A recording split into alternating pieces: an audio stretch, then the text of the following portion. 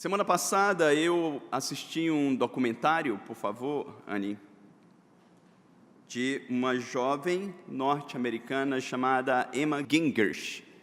Talvez vocês podem olhar essa foto e pensar que se trata de uma garota do século XIX, mas não. Ela ainda é uma jovem com 30 anos e ela faz parte de uma comunidade, ou fazia parte de uma comunidade norte-americana, ou de cristãos de origem anabatista, chamados Amish. Eles são radicados nos Estados Unidos e também Canadá. Descendentes de holandeses e suíços, eles vivem sem contato com o mundo externo, sem uso de eletricidade, sem uso de qualquer tecnologia, nem de roupas atuais. Nessa foto ao lado, Emma está com 5, ela é essa garota do canto, enquanto pequena ainda, com 5 dos seus 13 irmãos. E até que em um momento, no ano de 2006, Emma, ela não consegue mais viver no isolamento depois de ter o contato com algumas famílias que não faziam parte da comunidade enquanto limpava casas. Ela então decide fugir da comunidade e viver no mundo normal. Até que ela escreve, relata a sua história neste livro, The Runaway Amish Girl, ou A Fuga de uma Garota Amish, e ela relata toda a angústia e sofrimento de viver sobre um grupo cristão com um jugo tão pesado e com preceitos de legalismo que não lhe permitia sequer sorrir em sua infância. Este grupo, ele ainda é bastante numeroso, principalmente no estado da Pensilvânia. Por outro lado, quando nós saímos do norte do continente da América e chegamos ao Brasil, ontem a minha esposa me mostrava, isso é uma foto dela atualmente, me mostrava que neste ano, na cidade de São Paulo, será inaugurado o primeiro bloco de carnaval evangélico, dentre os outros blocos de foliões. E eles desejam então ali cantar bons sambas com uma letra que possa falar do amor de Jesus para as outras pessoas que estão entregues a todo tipo de prática que nós sabemos que comumente acontece no carnaval. Esse bloco gerou uma grande polêmica dentre as igrejas e grupos cristãos, não só de São Paulo, mas também do Brasil, sobre até onde seria conveniente eles estarem ali inseridos no centro de uma festa onde orgias, embriaguez, uso de droga abusiva e prostituição acontecem com grande frequência. Ao longo da história da igreja, obrigado, Anne, sempre foi uma angústia muito grande achar o ponto de equilíbrio sobre como a igreja deve se portar diante deste mundo. Aquela que fora alcançada pelo Senhor, redimida do poder das trevas, recebendo um novo coração e a vida eterna, não pelos seus méritos, mas pela obra de Jesus, recebendo dele também o poder do Espírito Santo para viver como discípulos, imitadores deste Cristo. São chamados de igreja, eclésia ou eclesia, que significa literalmente chamados para fora. Chamados para um mundo que foi criado perfeito e que encontramos o dedo do Criador em todas as suas esferas, quer no trabalho, quer na arte, quer no estudo, na educação, mas que o pecado mancha também todas essas esferas, fazendo com que este mundo venha a habitar em grandes trevas. A igreja, ao longo da história, sempre relutou em encontrar este ponto de equilíbrio para o devido convívio com o mundo que se encontra caído.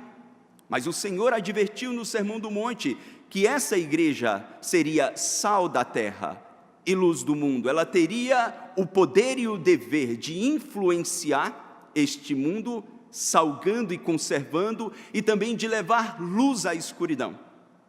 Com essas verdades em mente, eu gostaria de convidá-los a abrirem as vossas Bíblias no último livro das Escrituras Sagradas, de Apocalipse, no capítulo 2, e refletirmos juntos sobre a influência do cristão no mundo caído. Apocalipse, capítulo de número 2, a partir do verso 12, nós veremos ou ouviremos as palavras do Senhor para aquela igreja em Pérgamo.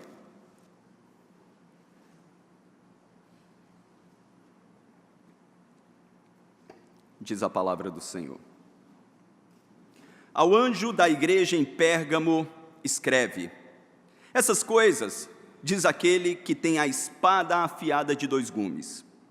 Conheço o lugar em que habitas, onde está o trono de Satanás, e que conservas o meu nome, e não negaste a minha fé, ainda nos dias de Antipas, minha fiel testemunha, meu fiel, o qual foi morto entre vós, onde Satanás habita. Tenho, todavia, contra ti algumas coisas, pois que tens aí os que sustentam a doutrina de Balaão, o qual ensinava a Balaque a armar ciladas diante dos filhos de Israel, para comerem coisas sacrificadas aos ídolos e praticarem prostituição. Outro sim, também tu tens os que da mesma forma sustentam a doutrina dos nicolaítas. Portanto, arrepende-te, e se não, venho a ti sem demora, e contra eles pelejarei com a espada da minha boca. Vamos ler juntos o 17? Quem tem ouvidos, ouça o que o Espírito diz às igrejas. Ao vencedor, dar-lhe-ei do maná escondido, bem como lhe darei uma pedrinha branca, e sobre essa pedrinha escrito um nome novo, o qual ninguém conhece, exceto aquele que o recebe. Que Deus abençoe a sua palavra. Feche seus olhos, peça para Deus falar ao seu coração uma vez mais. Ó Deus, que privilégio temos, Senhor, enquanto tantos andam errantes sem esperança neste mundo, nós estamos na presença daquele que criou todas as coisas para o louvor da tua glória. Te louvamos por tão grande salvação aplicada em nossos corações. E queremos, Senhor, compreender a tua vontade para as nossas vidas, como igreja, como teu povo, chamado das trevas para o reino do Filho do teu amor. Fala-nos, Senhor, para entendermos devidamente a tua palavra, em nome e para a glória de Jesus. Amém. Como a maioria dos irmãos que aqui estão sabem, ou aqueles que nos assistem pela internet, nós estamos no último livro da Escritura Sagrada. Já no final do primeiro século da igreja, aproximadamente ano 90, já estávamos na segunda para a terceira geração de cristãos. Aquele momento glorioso em Jerusalém, após a conversão dos 3.000, em Atos capítulo de número 2, onde Deus alcança uma multidão em Jerusalém de outras nações e faz com que a igreja viva harmoniosamente, caindo na graça de toda a comunidade, e diariamente Deus ia acrescentando muitos que iam crendo. Aqueles dias tinham passado, e a igreja, na segunda para a terceira geração, no final do primeiro século, já enfrentava um período de grande perseguição, hostilidade e ódio contra os cristãos, principalmente motivado e movido pelo Império Romano. Vocês lembram bem que Paulo, em suas expedições missionárias, tinha avançado sobre toda a Ásia Menor, e Deus fez nascer ali igrejas fortes, sólidas, saudáveis. E dentre essas igrejas, nós encontramos a igreja em Pérgamo. Todas essas, elas receberam do Senhor orientações específicas. Mesmo o livro de Apocalipse, sendo um livro escrito para os cristãos de todas as gerações, essas cartas do capítulo 2 e capítulo 3 foram endereçadas especificamente a igrejas particulares, com virtudes particulares, com defeitos particulares, com demandas específicas. Isso quebra aquela máxima que muitos cristãos declaram, quando muitos cristãos declaram, igreja é tudo igual. Não é verdade. Igrejas são diferentes, com pessoas diferentes, com desafios e glórias distintas. E essas 7 cartas deixam isso muito claro. Quando nós olhamos para Pérgamo, o desafio era extremo, porque ela era uma cidade que possuía um centro de adoração a várias divindades. Existia um templo de Zeus ali, existia também um templo a Dionísio, deus também conhecido como Baco, deus do vinho. Existia também um altar enorme para Zeus, com uma esplêndida escultura de mais de 40 metros, e ela era considerada a capital da adoração ao imperador. O Império Romano não proibia os outros povos a adorarem os seus próprios deuses, desde que eles adorassem também a um imperador, reconhecendo-o como uma divindade. Então nós estamos, irmãos, diante de uma igreja que, diferente de todos nós, saímos da nossa casa tranquilamente, sem nenhum constrangimento para chegar neste templo e adorar a Deus.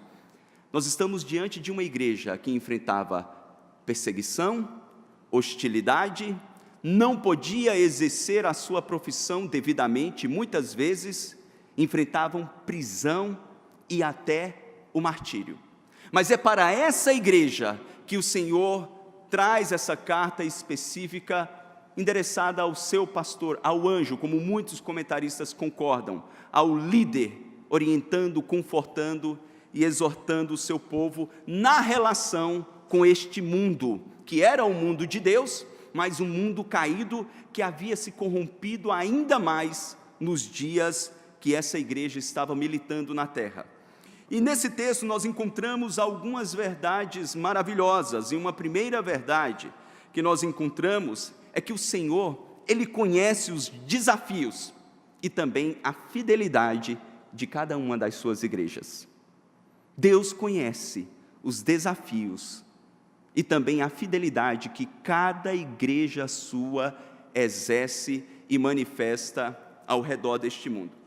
É importante depois, quando vocês lerem as cartas, perceberem que antes de tratar dos problemas da igreja, o Senhor apresenta um dos seus atributos, uma das suas qualidades, como um meio de encorajar e exortar a sua igreja. Se na carta à igreja de Éfeso, no início do capítulo, ele disse que ele era aquele que passeava no meio dos 7 candeeiros, ele fala da sua onipresença.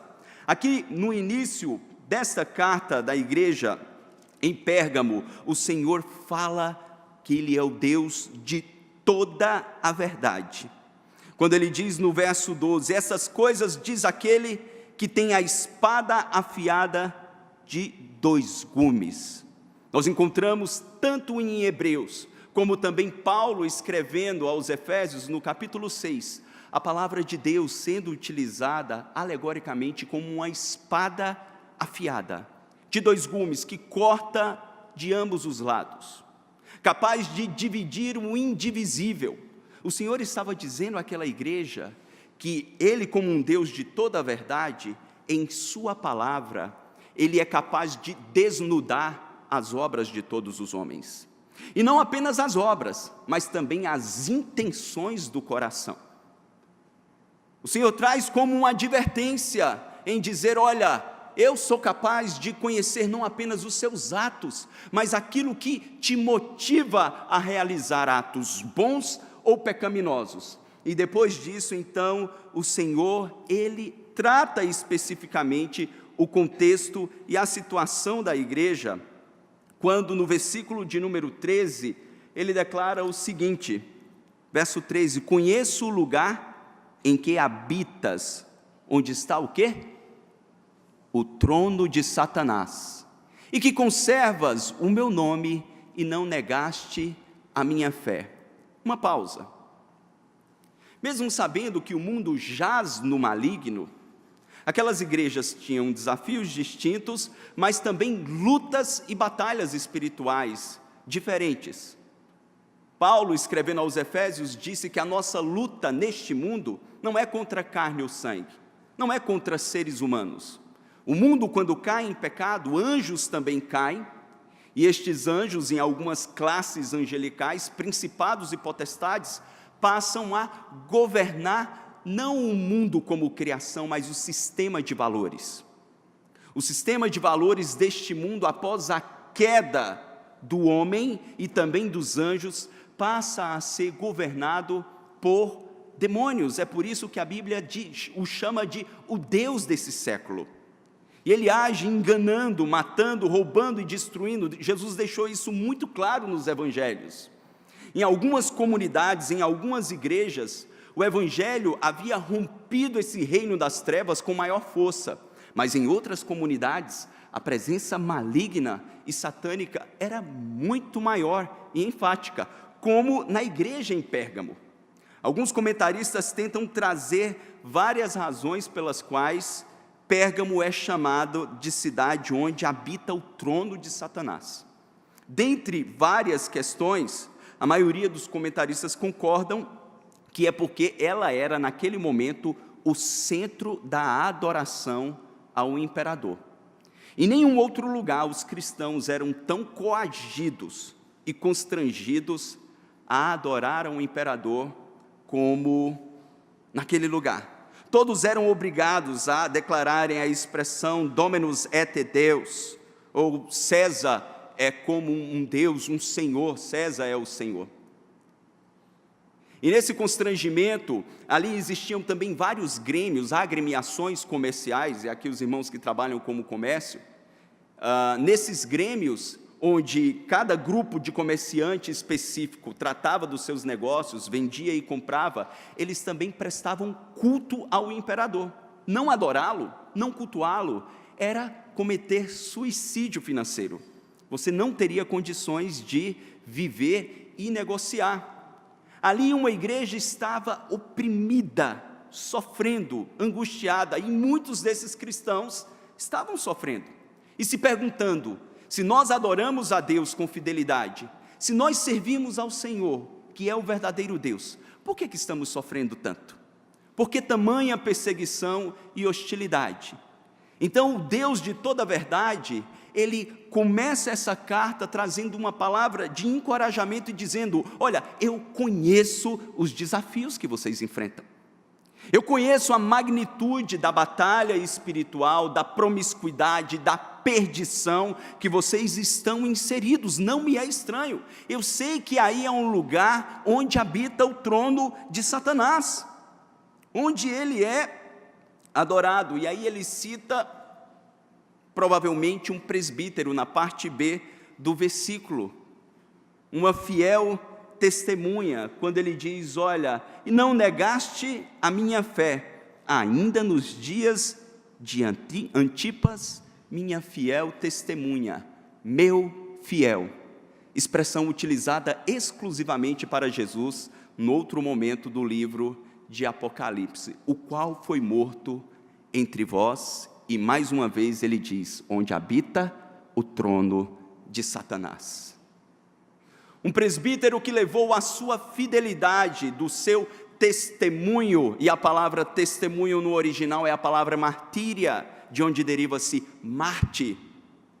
Aquele que por amor a Cristo, por amor aos valores do reino de Deus, se colocou contra um sistema caído, entregue à idolatria, entregue à mentira, entregue à promiscuidade, a ponto de entregar a sua vida por amor a Cristo.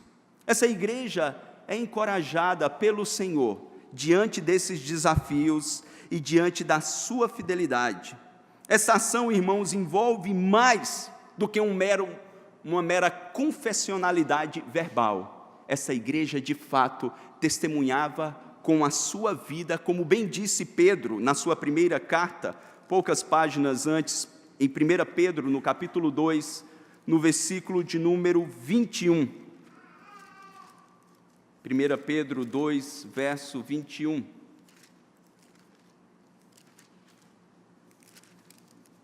O Senhor diz, através do apóstolo Pedro: porquanto, para isso mesmo fostes chamados, pois que também Cristo sofreu em vosso lugar, deixando-vos exemplo para seguirdes os seus passos. O próprio apóstolo Pedro já havia indicado como seria o tipo de profetismo, o tipo de testemunho que aquela igreja deveria dar, não apenas em dias pacíficos, mas principalmente em contextos hostis. Quando nós olhamos, irmãos, Jesus, ele disse aos seus discípulos que estariam no mundo e que não seria fácil. E ele não pede ao Pai para tirá-los do mundo, mas antes de tudo para livrá-los do mal, no mundo caído, onde eles seriam enviados como ovelhas para o meio de lobos vorazes, famintos, prontos a devorar. Mas ele também disse, encorajando a estes discípulos: não temam, porque eu venci o mundo. E para esta igreja que estava amedrontada, angustiada, diante de tanta malignidade, enfrentando até o martírio, o Senhor, ele diz: eu vejo todas as coisas, a minha verdade prevalece, eu sei o que vocês sofrem e eu tenho testemunhas fiéis entre vocês. Tudo isso fazia parte de um plano glorioso do Senhor. Quando nós olhamos para a nossa realidade de igreja no século 21, da igreja espalhada pelo mundo, nós também encontramos, principalmente no Oriente Médio e chegando agora à Europa, uma hostilidade crescente ao verdadeiro cristianismo. As pessoas não se importam de você declarar uma fé plural. Eu creio em Deus, desde que essa definição de Deus seja abstrata. Mas quando intencionalmente nós declaramos a nossa fé em Cristo Jesus, como o único caminho, a única verdade, a única vida, o único meio de salvação, a hostilidade, ela começa a se manifestar em todos os cantos. Existem irmãos nossos, nesse exato momento, noutros lugares do globo, indo cultuar ao Senhor escondidos, porque se manifestarem publicamente serão presos, açoitados, mortos. Mas aqui no Brasil, irmãos, num país considerado quase que 100% cristão, em diferentes credos de cristianismo, onde nós estamos inseridos, certamente o nosso cristianismo, ele é muito mais nominal do que verdadeiramente confessional. Nós vivemos dias, sim, em nossa nação, onde o verdadeiro cristianismo tem sido desprezado pela grande maioria. E aqueles que quiserem viver este cristianismo com fidelidade, eles enfrentarão hostilidade, serão ridicularizados e serão rejeitados por muito, como os nossos filhos já são. Quem sabe você, adulto, no seu contexto de trabalho, num país que foi edificado sobre uma política massiva de vantagens, de mentiras, de omissões, de jeitinhos. E tantas vezes vocês são constrangidos na vossa esfera de trabalho a mentir, a omitir, a deixar de fazer o que é correto, porque é a política do ambiente. Ou quem sabe vocês, jovens, que são constrangidos por essa política materialista, hedonista, onde antes de pensar em constituir uma família nuclear, é necessário construir um império material. Toda essa contracultura cristã na qual nós estamos inseridos, ela pressiona a igreja para que nós possamos abrir mão dos valores do reino de Deus e deixar de viver como o Senhor. Mas nós encontramos a palavra de Deus nos orientando que nós devemos levar a nossa fidelidade a Cristo até a última esfera, até a última instância. E é por isso que quando nós continuamos no texto, nós encontramos este Deus que contemplava os desafios e também a fidelidade. Ele é o mesmo Deus que adverte a sua igreja quando a influência nociva do mundo penetra e corrompe a sua noiva. Ele admoesta, ele exorta amorosamente os seus filhos, o seu povo. Olhe novamente para os versos 14 e 15 do texto, quando o Senhor, depois de encorajar esta igreja, ele traz a seguinte exortação: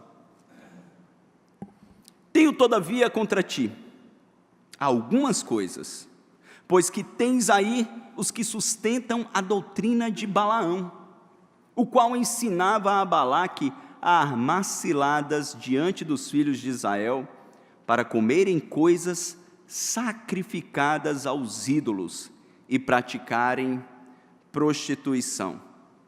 A maioria dos irmãos aqui se lembram muito bem, e como esses cristãos já estavam na segunda ou terceira geração, eles eram familiarizados com as histórias bíblicas do Antigo Testamento. Eles sabiam bem quando Israel estava avançando em direção à terra prometida, e Deus estava simplesmente tirando as nações ímpias e pagãs, mandando exterminar até mulheres e gestantes, e a causa foi porque a prostituição, promiscuidade e idolatria daquele povo fez com que a ira de Deus fosse derramada sem medida sobre aquela nação, ou sobre aquelas nações. E agora Israel avançando, de repente, um destes reis, chamado Balaque, se desespera. E diz: Israel se multiplica, cresce, eles estão avançando, eu preciso achar um profeta para amaldiçoar Israel. E ele então conclama um profeta sincretista chamado Balaão para amaldiçoar Israel, a fim de que Israel não avançasse. A história se desenrola, Balaão tenta de todas as maneiras, Deus faz com que um anjo aparecesse, faz com que a jumenta dele fale, tenha cognição, todos conhecem a história. Finalmente Balaão chega para Balaque e diz: eu não posso amaldiçoar. Eu não posso amaldiçoar o que Deus abençoou. Este é povo abençoado, está sob a bênção do Deus de Israel, eles irão prosperar, não há meios de amaldiçoá-los. Balaque então se revolta, mas daí Balaão traz um conselho muito ímpio, macabro. Ele diz: olha, insira mulheres, belas jovens, no meio dos homens de Israel. E essas mulheres terão a capacidade de seduzi-los e levá-los também à idolatria. E essa foi a desgraça da nação. Quando eles se envolvem com mulheres ímpias, com cultos idólatras, com festas pagãs, e a partir daquele momento Israel declina, e em consequência deste pecado, 24 mil pessoas morrem em Israel. Alegoricamente, a mesma coisa estava acontecendo em Pérgamo. Muitos ainda permaneciam fiéis, não adoraram ao imperador, contudo alguns falsos mestres entraram e estavam ensinando um tipo de graça barata, que era a doutrina dos nicolaítas, mas também pensando no exemplo de Balaão, muitos diziam: olha, não há problema nenhum de vocês adorarem ao Senhor, mas irem também no templo pagão, ou comer uma comida sacrificada a ídolos, porque afinal de contas a comida foi feita pelo Senhor. Deus já tinha instruído através do apóstolo Paulo, lá dos capítulos 9 a 11, na primeira carta aos Coríntios, que eles não deveriam perguntar a origem da comida, porque muitos animais, antes de serem vendidos no mercado, eram sacrificados a deuses pagãos nos ídolos, ou nos templos. E Paulo diz: não pergunta, por causa da tua consciência, mas também vocês não podem ir no templo pagão, porque que comunhão há entre a mesa do Senhor e mesa de demônios? Vocês não devem ir a essas festas pagãs e participarem com eles de toda idolatria e promiscuidade. Os crentes em Pérgamo, alguns não atentaram para isso, permitiram falsos mestres, e esta prática odiosa estava se espalhando na igreja, assim como também a prática dos nicolaítas, que ensinavam algo como: se nós somos salvos pela graça, e este Deus é gracioso em Cristo Jesus, nada do que nós façamos com o nosso corpo irá atingir a nossa espiritualidade. Era um tipo de braço do gnosticismo, que ensinava que aquilo que é espiritual é bom, mas tudo que é material é ruim, e o que eu fizer com o meu corpo não influencia a minha espiritualidade.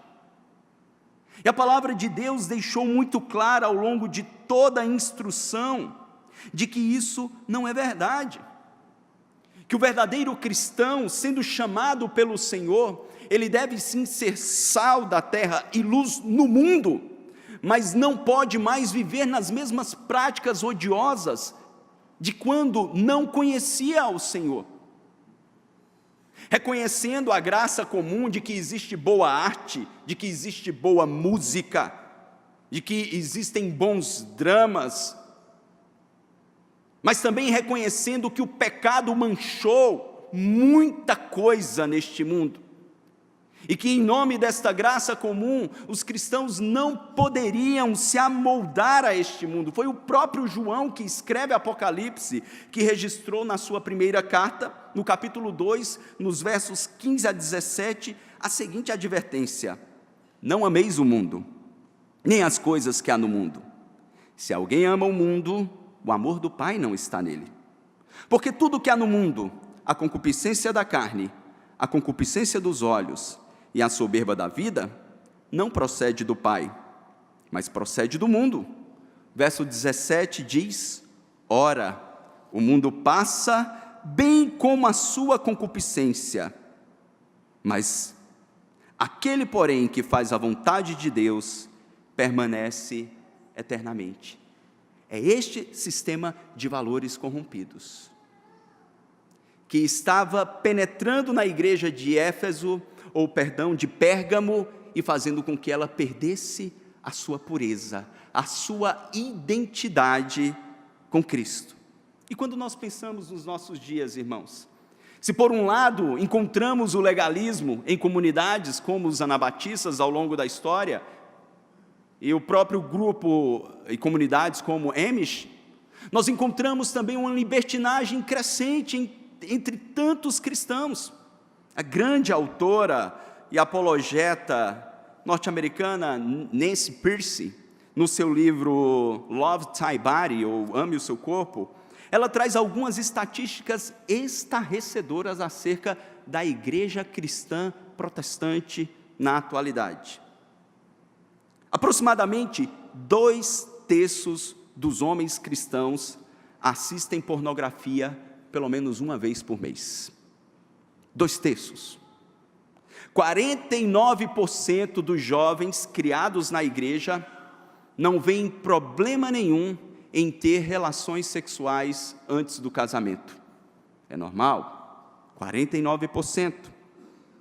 Dentre os adultos que se declaram cristãos e que não frequentam a igreja, aproximadamente 60% deles enfrentarão um divórcio.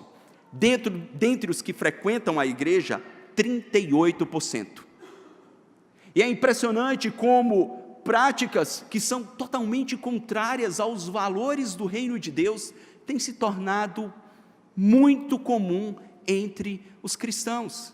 E essa é uma das principais razões pelas quais a igreja ela perde a sua capacidade de influenciar.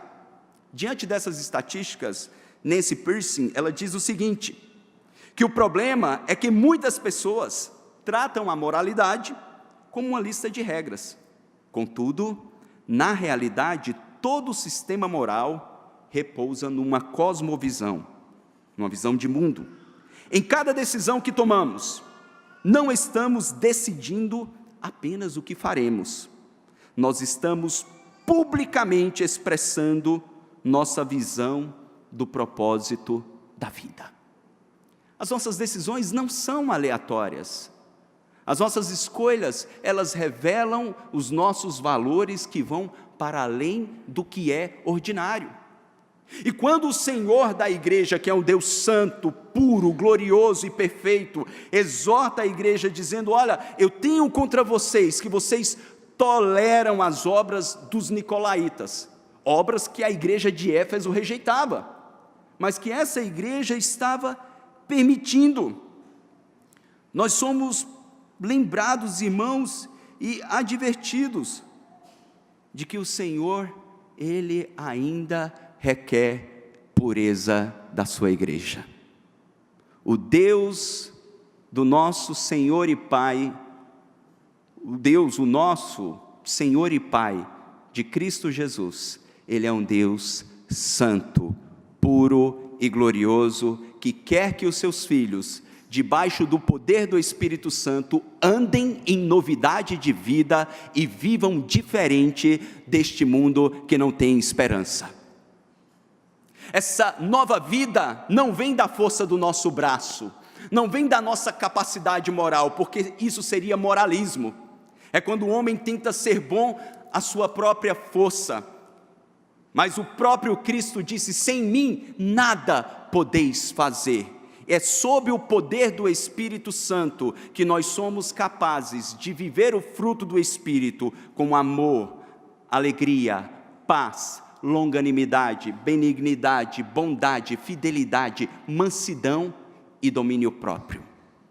E não vivermos entregues mais às obras da carne. E vejam bem, abra sua Bíblia por um instante em Gálatas 5 e perceba quais são elas. Daqueles que não conhecem a Cristo, não têm a esperança do Senhor e vivem entregue às suas próprias paixões. No verso 19 do capítulo 5 de Gálatas, Paulo exorta aquela igreja dizendo: ora, as obras da carne são conhecidas e são, vamos ler juntos?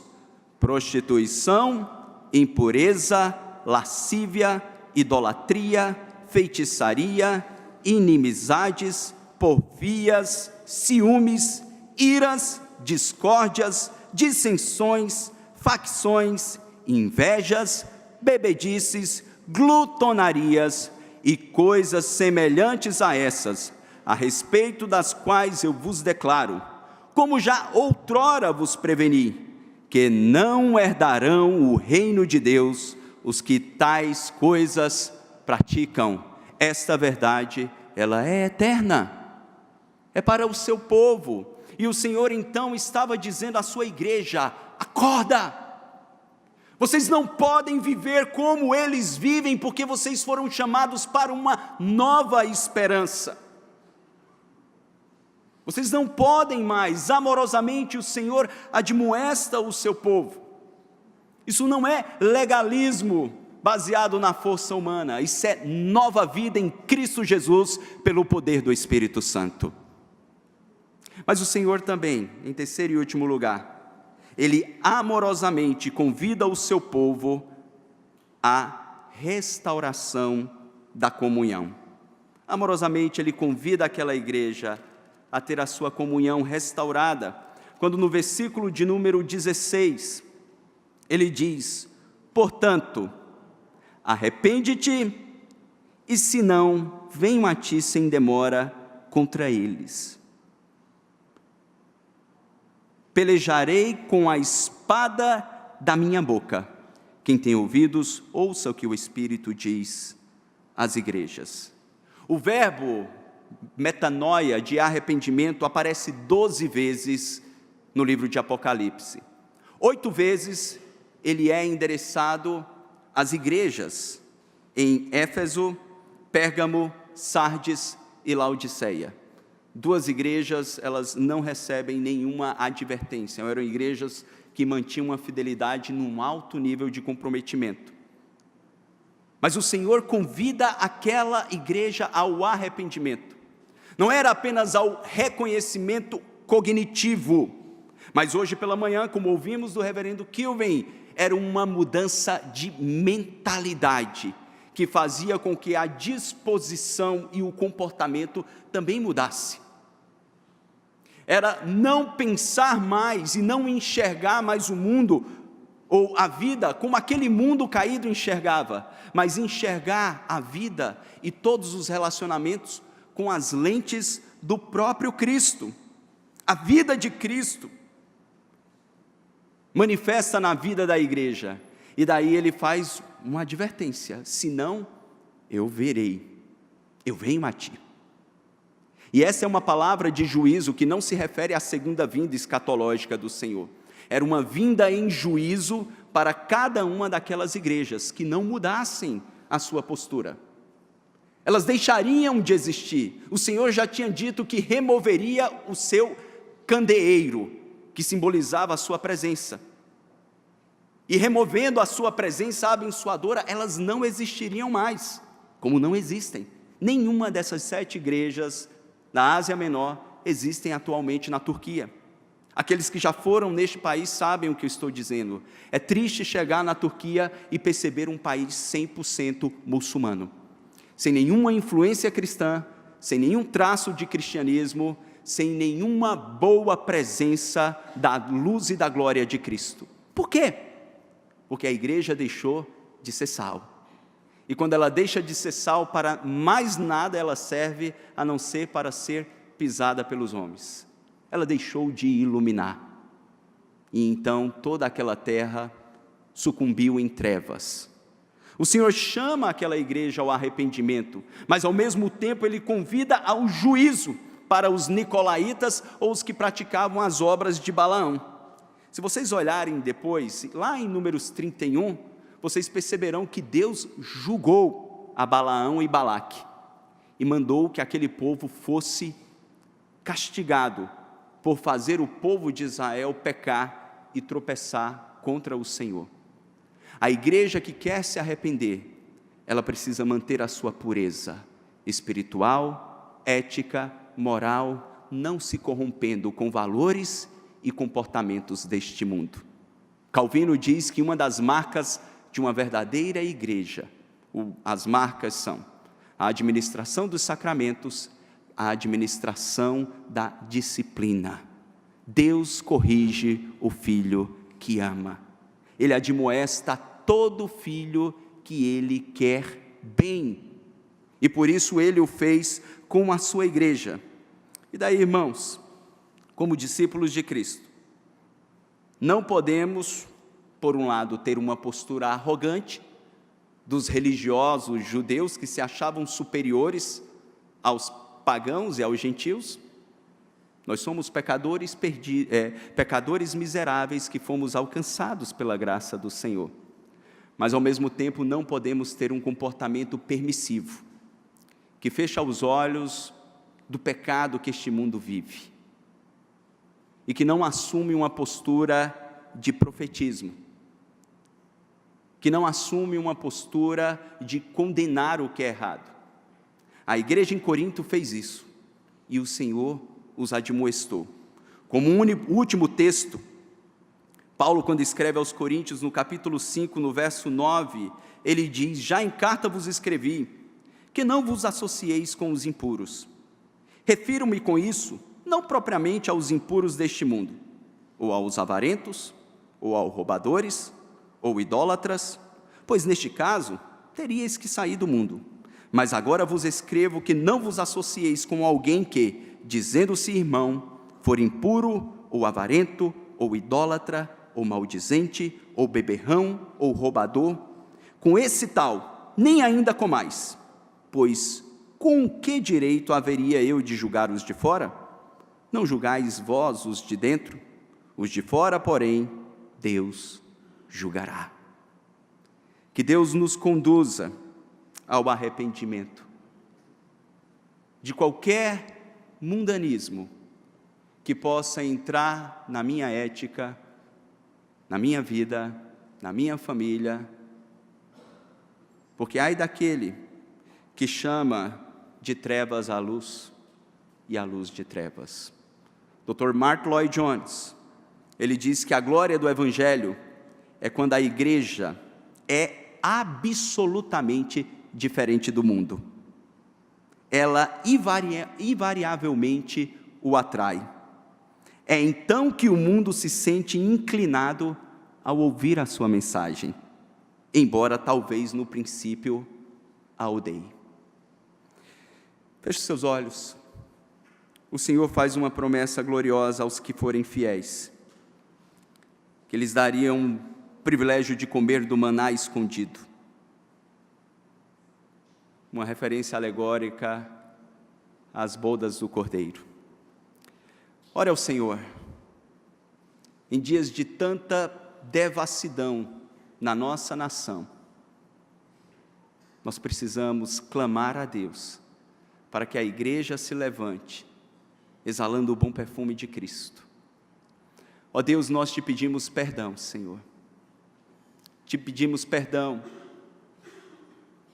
se em algum momento nós abraçamos uma postura legalista, de nos sentir superiores aos outros, mas ao mesmo tempo, Senhor, queremos principalmente te pedir perdão, se deixamos de brilhar, se deixamos de salgar.